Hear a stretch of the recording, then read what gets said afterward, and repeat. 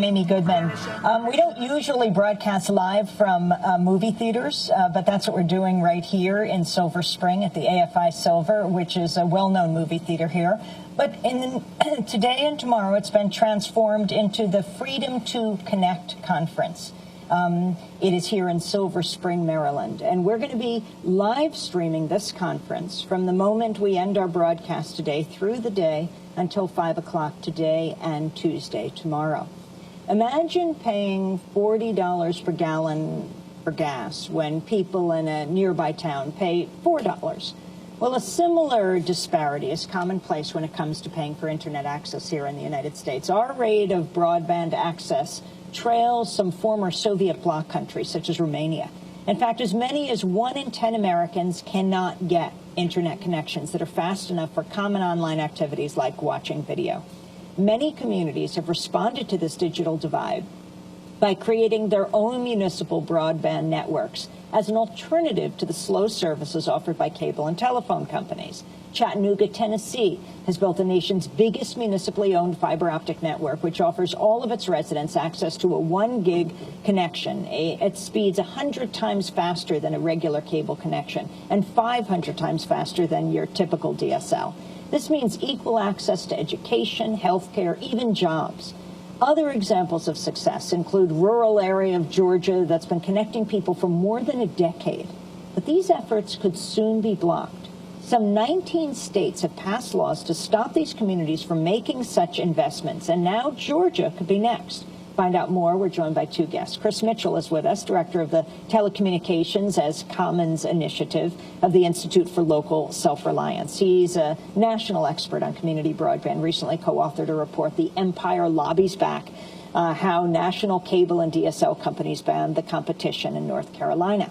And Catherine Rice is with us, president of the Southeast Association of Telecommunications Officers and Advisors, which represents Georgia, North Carolina, South Carolina, and Tennessee.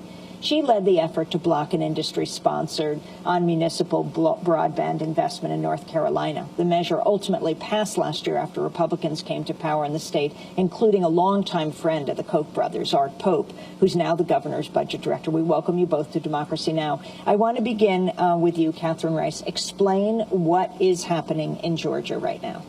Well, sad to say, in Georgia, they're experiencing the same thing that we had experienced in North Carolina only a few years ago, which is an attempt by the telecommunication carriers to stop municipalities from providing broadband to their people. What is broadband? Well, I know what the companies would like them to believe broadband is, and what they think. Community broadband. A community broadband is the concept that the community gets involved in building the infrastructure to bring broadband to their residents and their businesses. Why aren't companies doing this? Well, they've admitted in public that in a lot of these areas they feel that there are not enough homes per mile, or that the people don't make enough money, and so it's really not worth their investment to bring broadband to those communities. So how does the community do it? Well, it takes a long time, actually. They typically study the environment very carefully. They have town hall meetings. They ask their own citizens and their businesses how they feel about investing in this kind of infrastructure. And then they make the step. Typically, they also talk to the incumbents and ask them if they would like to partner on the infrastructure. Incumbents meaning? AT&T, Time Warner Cable. So, Chris, how does this work? In fact, communities are not competing with these companies because they don't want to do it. Right. The thing to keep in mind is that we still have over 2,000 communities that provide their own electricity. So this isn't totally weird. We have a situation in which in a number of communities we have the equivalent of a dirt road. And we have the private companies are providing a dirt road, and a community says we would like access to the interstate. And the company says, no, the dirt road is good enough. You should not be allowed to choose if an interstate is right for you. And so what happens then? And tell us the map in the United States of who has community broadband and what the battles have been about. Well, it's been a pretty bipartisan show. So it's interesting that most of the networks that we see are actually in areas that vote Republican. It's often in rural areas. The largest one is Chattanooga, so we don't see the major metro areas doing it. But our map shows 342 communities that provide some level of access. Sometimes that's to everyone in the community, and sometimes it's just to local businesses to make sure that they're able to do everything they need in the modern economy. So explain what has happened. What is the fight back? The fight back is that communities have built these networks. They're incredibly successful. They provide next generation speeds. They typically have lower rates and they don't raise them constantly.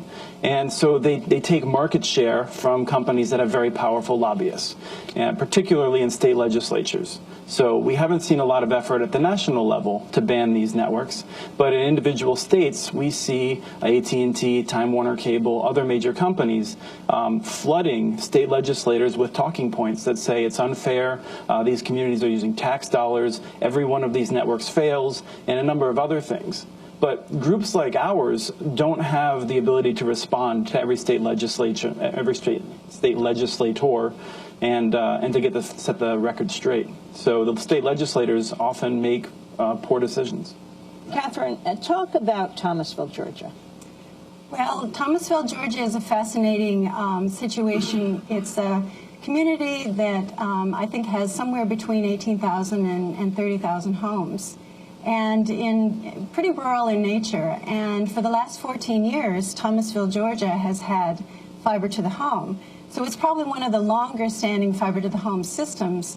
And in response to a lot of these accusations by the big companies that these systems are an abuse of taxpayer rights or taxes are being misused, Thomasville, Georgia's situation has been so successful that they have eliminated local property tax. So how? Simply because it's keeping the money local, it's generating more revenue locally, things are being done much more efficiently, and in fact it's also raising the quality of life in Thomasville, Georgia beyond the expectations of most people. One of the examples that was given by the mayor is that a local doctor who was outside of the service area of their system called them up and desperately asked if he could be given fiber to the home, where they ran a fiber out there, and he could finally upload and download x-rays and contact other specialists from his home. So for Thomasville, it's allowed them to keep world-class health care. And for a rural area, that's pretty significant in today's world. Officials from several rural Georgia cities traveled to Atlanta last week to oppose House Bill 282, which would limit investment in internet networks. Overton Mayor Larry Guest argued the bill would hurt economic development. He said, quote, Georgia should be promoting a pro-business, inclusive approach to broadband deployment, especially in rural areas of the state. We have to do everything we can to attract jobs. High-speed access is essential to us. We're not second-class citizens because we decided to live in rural Georgia. Catherine. Well, this is the same story that we are seeing in a lot of the Southeast. These are communities who experienced the effects of globalization probably 30, 35 years ago. And as a result, they saw their communities losing their tobacco, their textile, and their manufacturing base overseas. So the local officials did what they're supposed to do, which is to evaluate the system and figure out how can they keep jobs in the community, how can they keep the quality of life up. And what they realized, as Chris said, is that they needed to build the new roads into their community so that the world could tap into their labor pool.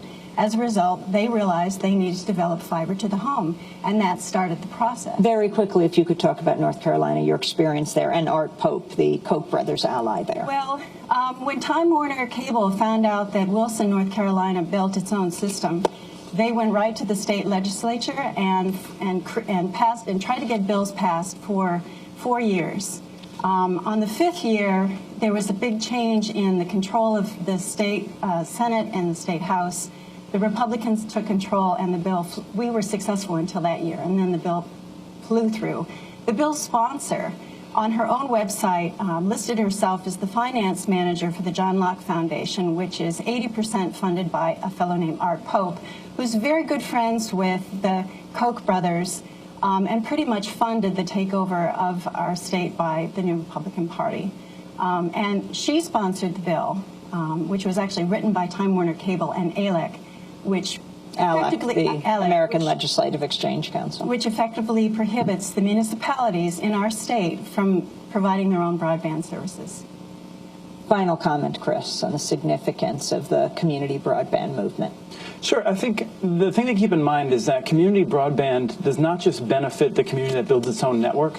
It puts a pressure on all the other networks. And so if Comcast or Time Warner Cable wants to raise its rates in a community that doesn't have it, or they don't want to upgrade their speeds, that community can look at some of these networks that have been built by communities themselves, and they know what they should be getting, and they know what's possible. And so we don't need every community to build its own network to make a big difference. But what we do demand is that every community have the authority to make this decision for themselves. I want to thank you both for being with us. Chris Mitchell, Director of the Telecommunications Commons Initiative. He's with the Institute for Local Self-Reliance, National Expert on Community Broadband, authored a report, The Empire Lobbies Back, and we will link to that. And thank you very much to Catherine Rice, President of the Southeast Association of Telecommunications Officers and Advisors, who represents Georgia, North Carolina, South Carolina, and Tennessee. That does it for our show. We're going to be live streaming all day at democracynow.org from the Freedom to Connect conference here. I want to say special thanks to our crew here at Silver City at the Freedom to Net conference, and to Dennis Moynihan, Julie Crosby, Elizabeth Press, Amy Littlefield, Renee Feltz. Thanks so much for watching this report from Democracy Now!, your daily independent global news hour. We don't accept advertising or corporate funding, but rather rely on donations from viewers like you. Please make your contribution by visiting democracynow.org. We need your support today to keep bringing you this hard-hitting, in-depth reporting.